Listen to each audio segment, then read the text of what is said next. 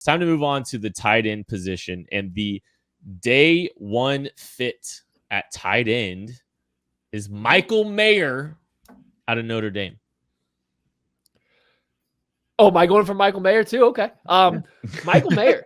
Sometimes I said it with Addison. I think it's even more evident with Michael Mayer. Sometimes we overthink things. 5-star recruit goes to Notre Dame, where he's technically behind 2 other tight ends that have gone on to play and get drafted and play on day 2 in the NFL. And he looked like the best tight end on the field as a true freshman. He has then come out in only 3 seasons and set all kinds of records for Notre Dame tight ends. It's not like Notre Dame plays a cupcake schedule all the time. He plays against NFL level athletes. He has outplayed NFL level athletes at the same position. Sometimes I think we just get bored of guys and we try to pretend they didn't do these things. Michael Mayer is going to step on the field as an NFL level tight end, and he can catch the ball. He can block. He's going to do everything you want in space over the middle of the field. Yeah, maybe you want him to run a 1/10 of a second faster in a straight line for 40 yards. I get it. Maybe you want him to jump a couple inches higher, but he's still a good athlete. He's not even average. He's a good athlete right now that can come in and do absolutely everything that you ask out of him. I mean, the thing that we do with Michael Mayer, and I addressed this on the lab, kind of last week, you move Travis Kelce to the X wide receiver, and now you've got 2 guys that are really good that you can put on the field together. He's a good blocker, good true Y tight end, an inline sort of guy, frees up Travis Kelce to do this. The question just becomes, is that worth a round 1 pick? And I know Joseph, who writes at KCSN here, just chill out with the whole round 1 tight end stuff. I know you're clamoring right now, but no, it is one of those that I think for Kansas City does make some sense because of what it allows Travis Kelce to do. It extends his career a little bit as a guy that's not in the muck down there in the deep. And so Michael Mayer kind of frees up in multiple different areas. He makes you a better football team. Yeah, I'm with Maddie. He's just a really good football player. He just really is. And because we devalue tight ends, because he's just kind of been around and hung around this entire time, and then he doesn't test off the charts at the NFL Combine, everybody just kind of shuffles him down the row like they did with Jordan Addison. But he's a really good football player, would be a really good addition to this team. Yeah, I think helping prolong Travis Kelce's career a little bit probably has some intangible value or some tangible value to this football team too. But yeah, I mean, this is a guy, sometimes he kind of moves like a Mark Andrews. Like he looks a little bit like a Mark Andrews moving at times running his routes, but like, I think he's he's good at a lot of things. Like maybe he doesn't have the elite trait that everybody else does, but he's so good in so many different areas. And he can, like you said, he can play in line. He's a capable route runner. I think he's got great hands. That might be one of his better traits. He does have really great strong hands. So I do appreciate that about him. But there's just a lot to like about him. And I wouldn't have a problem if he was the first round pick. I mean, if the Chiefs get all the way down to to pick 31 and they take him, I'm gonna be happy. This is a player I really like. I think he's gonna be a solid NFL player. And I think even though he doesn't have maybe the elite traits, I think Patrick Mahomes would get a ton out of Michael Mayer, perhaps the most out of Michael Mayer. Let's look at our day 2. We're spoiled as Chiefs fans. No, we're getting this off. We're spoiled as Chiefs fans. We think every tight end has to move like Travis Kelce to be a good athlete, and we forget what tight ends move like in the NFL. Like, tune into any other 31 other teams play football and watch their tight end. Minus the Falcons. Go ahead. He's hurt, so nope, you can still go watch it. Still watch it. like legitimately go watch any other. You could even go watch George Kittle. He's super explosive. He's a great athlete. I'm not trying to say George Kittle isn't a good athlete, but watch him go run a route. It still looks different than it does when Travis Kelce runs a tight end. Don't compare guys to Travis Kelce as movers at the tight end position. Nobody moves like that. Like we gotta remember that.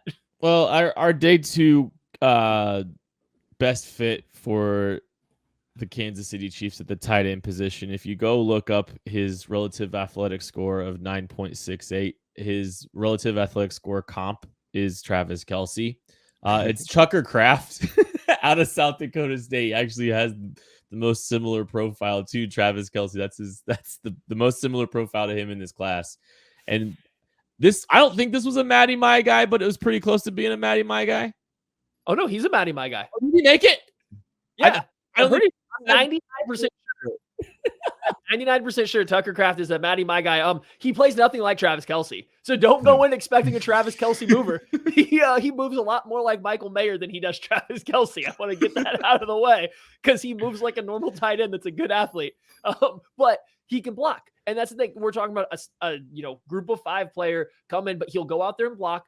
And when you look at how they used him, they got him the ball in space and let him create after the catch. They threw him vertical passes down the sideline over the middle of the field. It's really the same conversation we had with Michael Mayer. I just think he's clearly like the step down from that and maybe a little bit less technical right now because that's why he's also playing at South Dakota State and a senior and not a junior coming out of Notre Dame, but same concept. He lets Travis Kelce never play in line, and he's a guy that you can actually use as a tight end that can go down vertically down the middle of the field. You get the ball in the flat and expect him to make something happen. He blocks well on the move in line. He does a little bit of everything. So I really like Tucker Kraft.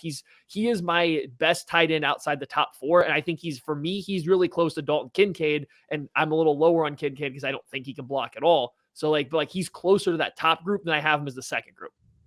Tucker Kraft can move. He is deceptive. When you see him come off, he's thick. He's well built as a tight end, but he is extremely elusive for a tight end in the open field. He makes guys miss regularly with, just little shimmies, runs through guys. He's got good yak ability, and they put the ball in his hands a lot at South Dakota State. And so, yeah, you look at that and okay, the level of competition is what it is, but he really did a good job of eliminating angles and making guys miss enough to make you go, oh, wow, he can block and he can do this sort of stuff after the catch. It would be a good addition to the room. Yeah, I'm with Matty. Yes, he moves really well, does not move anything like Travis Kelce, but is able to kind of go up the seam, is able to make a cornerback, kind of shrug off of him, gets tough extra yards. And for a second tight end that's going to show up and block a little bit, that's exactly what you're wanting as a compliment in this offense for, 30% of the snaps or something like that, however often they go into 12 personnel. I think he'd be fun. I don't know how much he's going to contribute year one, coming from a smaller school. It is definitely a step up, but he's a really fun prospect. All right, I'm going to talk about our day 3 prospect at the tight end position real quick. And I'll be honest with you, it's good to see him starting to get a little bit more love in day 2 for me personally. This is one of my guys. It's Brenton Strange, the tight end out of Penn State, 6'4", 253 pounds. He's not necessarily your true Y inline guy. So I don't think he's, I think he can. I think he's capable of doing it. I don't think that's going to be his calling card. He can play as a sniffer. He can play off the line of scrimmage. I think you can use, pull him off the line of scrimmage and he can block capably. He's good in space. I don't think he's a bad blocker by any stretch of the word.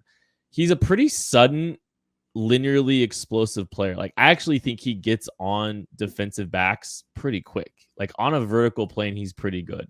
And I know he didn't necessarily test as a great linear athlete, but I think there's a little bit more to him than some people think, Matthew. As a, being able to make some of these, breaks. I know this isn't Matty's favorite guy, but yeah, I do appreciate. I think he can. He's capable of running some option routes. I think he has a little bit more. He's not as tight as I think some other people might believe, and I know the testing doesn't back that up either. But I do believe in him. I like him in multiple areas, not just running up the seam, but be an interesting prospect. He's not necessarily your true Y type, but he's.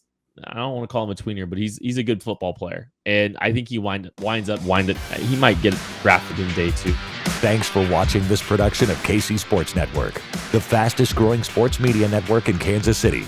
Check out these videos that feature our team of more than 15 former players, insiders, and analysts, bringing you the best Chiefs coverage you can find.